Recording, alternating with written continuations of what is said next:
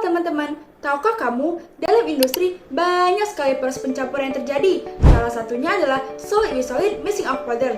Proses ini sering digunakan dalam berbagai sektor, dalam industri kimia, farmasi, bahkan hingga makanan.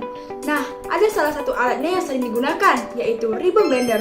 Tapi apa sih ribbon blender itu? Yuk kita cari tahu dan belajar dari sini.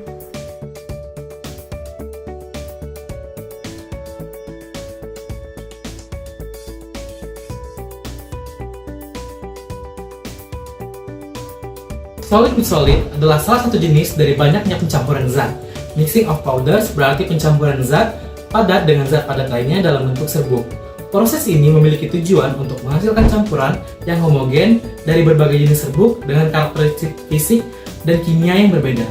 Tantangan utama dalam pencampuran ini meliputi separasi akibat perbedaan densitas, segregasi selama penyimpanan, dan juga degradasi partikel akibat gaya gesekan. Oleh karena itu, pemilihan metode pencampuran sangat penting untuk memastikan distribusi dari partikelnya seragam. Selanjutnya, terdapat berbagai jenis alat pencampur serbuk. Salah satu alat yang banyak digunakan untuk proses industri adalah ribbon blender.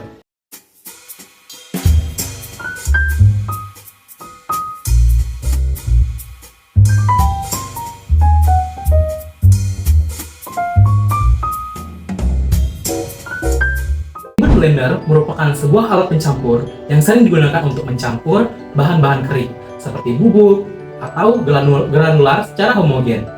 Alat ini terdiri dari wadah dengan bentuk U dan memiliki satu atau dua poros tengah dengan bilah berbentuk pita atau ribbon yang berputar untuk mencampur bahan. Ribbon blender ini memiliki desain dengan bilah pita ganda yang terdiri dari bagian dalam dan luar yang bergerak berlawanan arah untuk menghasilkan pencampuran yang lebih cepat dan merata. Baik, selanjutnya adalah komponen dari ribbon blender. Di dalam ribbon blender terdapat berbagai komponen alatnya. Yang pertama ada U-frame and base column.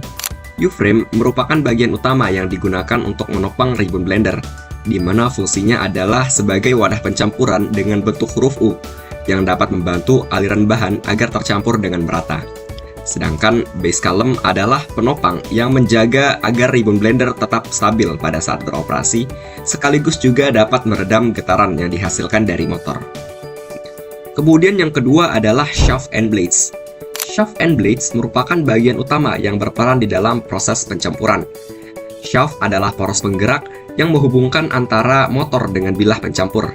Sedangkan blades adalah bilah berbentuk spiral yang berputar untuk mengaduk dan juga mencampur bahan di dalam wadah. Gerakan ribbon ini membuat bahan bergerak ke arah yang berlawanan, sehingga campuran akan menjadi lebih merata. Dan yang terakhir ada screw conveyor. Screw conveyor berfungsi untuk memindahkan bahan dari satu bagian ke bagian yang lain secara otomatis. Komponennya berbentuk ulir yang berputar di dalam tabung atau saluran dan mendorong bahan untuk masuk atau keluar dari alat dengan lebih efisien. Dengan adanya screw conveyor, proses pengisian atau pengosongan bahan akan menjadi lebih cepat dan merata tanpa perlu banyak intervensi manual. Gimana sih cara kerja dari alat ini? Ribbon blender bekerja dengan cara mencampur bahan menggunakan bilah berbentuk pita yang berputar di dalam tabung. Bilah ini bergerak ke dua arah yang berbeda, sehingga bahan terus berpindah dan tercampur secara merata. Saat mesin dinyalakan, motor akan memutar bilah, kemudian membuat bahan di dalamnya bergerak dan juga tercampur. Setelah proses selesai, bahan akan dikeluarkan melalui lubang yang ada di bagian bawah tabung. Nah, alat ini sangat efektif untuk mencampur bahan berbentuk serbuk ataupun butiran, tetapi kurang cocok untuk bahan dengan ukuran dan berat yang sangat berbeda karena dapat membuat campuran menjadi tidak merata. Baik, selanjutnya kita akan menyelesaikan persoalan studi kasus, yang mana pada kasus ini sebuah pabrik ingin merancang alat ribbon blender dengan material stainless steel 316 untuk mencampur suatu bahan secara homogen. Ribbon blender ini memiliki diameter 350 mm dan beroperasi pada kecepatan 50 rpm. Beban bahan yang dicampur adalah 100 kg dan daya motor yang digunakan adalah sebesar 1,2 kW. Dengan data tambahan diketahui adalah percepatan gravitasi sebesar 9,81 meter per second kuadrat dan jarak beban dari titik tumpu adalah sejauh 250 mm. Nah, pada kasus ini kita akan melakukan 5 perhitungan. Yang pertama adalah perhitungan tip speed atau kecepatan ujung pipa, yang dapat dihitung dengan rumus Pi dikali 2R dikali N dibagi 60. yang mana N ini menggambarkan putaran mixer atau kecepatan operasi tadi.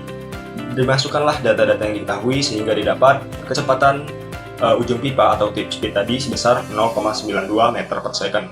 Selanjutnya kita akan melakukan perhitungan terhadap gaya radial akibat berat beban yang dapat dihitung dengan mengalihkan massa beban dengan percepatan gravitasi.